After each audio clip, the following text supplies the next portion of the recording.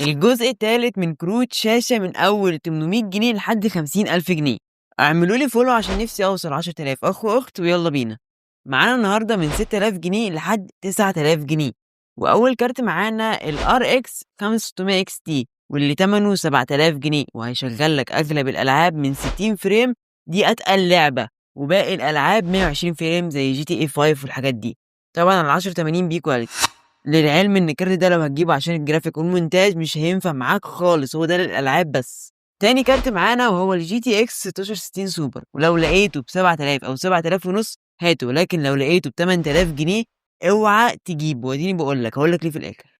الكارت ده طبعا ممتاز في كل حاجة، مش محتاجين كلكم عارفينه يعني. تالت كارت معانا هو ال RTX ال 2060، ده تحفة التحفة وأنا نفسي بعشقه لأنك تقدر تعمل عليه أي حاجة تتخيلها تقيلة ومش هيقولك لأ عادي. وتمنه 8000 ونص عند اي جي كمبيوترز.